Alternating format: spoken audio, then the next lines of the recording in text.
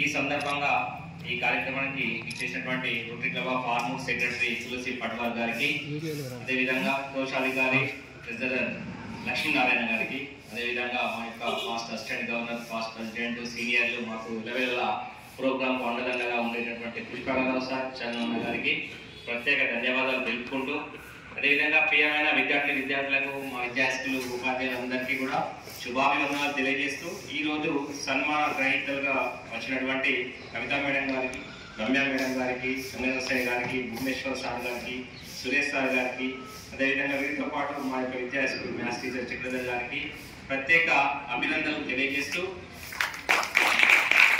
నేను mathematics Srinivasa Ramanujam birthday సందర్భంగా మనం నిర్వహించుకుంటున్నాం. డిసెంబర్ 22 నిన్న అనివార్య కారణాల వల్ల జరపలేకపోయాం. సో ఈరోజు ఈ కార్యక్రమాన్ని కొనసాగింపుగా ఈరోజు జరపడం జరుగుతుంది. అయితే మనకు మ్యాథమెటిక్స్ సంబంధించినటువంటి శాస్త్రవేత్తగా శ్రీనివాస రామానుజం ఎంతో ప్రతిష్టాత్మకమైనది. అంటే మనకు తను మ్యాథ్స్ లో చాలా క్లెవర్. దాని గురించి ఎలా ఒక ఎగ్జాంపుల్ గా వివరించాలంటే, తన ఫ్రెండ్ ఒక కారులో వస్తాడు అతని ఇంటికి. వచ్చినప్పుడు దాని నంబర్ 1729 ఉంటుంది. సో దాన్ని ఆయన ఏమంటాడంటే 1 క్యూబ్ ప్లస్ 12 క్యూబ్ తెచ్చేయాలంటే నంబర్ కారు అంటాడు.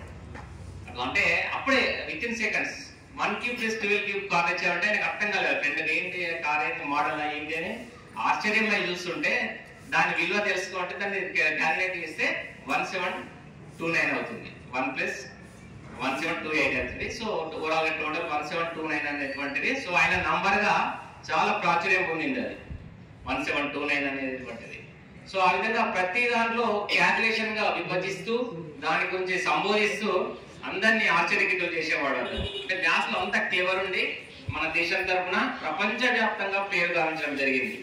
సో అటువంటి గొప్ప వ్యక్తి యొక్క సబ్జెక్టును మనం తీసుకోవడం కానీ, లేకపోతే మనకు ఆ సబ్జెక్టు బోధిస్తున్నటువంటి ఉపాధ్యాయులను కానీ ఈ సందర్భంగా మనస్ఫూర్తిగా అభినందిస్తున్నాను. సో మ్యాథ్స్ అనేది చాలా కీలకం మనకు లైఫ్ లో.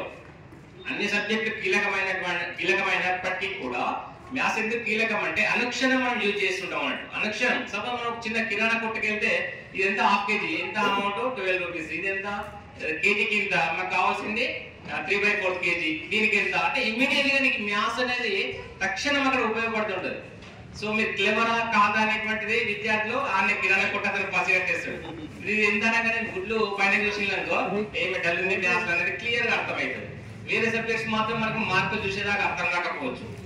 సో అటువంటిది మ్యాథ్స్ కు అంత ఇంపార్టెన్స్ ఉంది ఒకటి. రెండవది ఏంటంటే, మనకు మ్యాథ్స్ లో క్లెవర్ ఉన్నట్లయితే మనం వివిధ ఏ రంగాలకైనా తీసుకెళ్ళవచ్చు.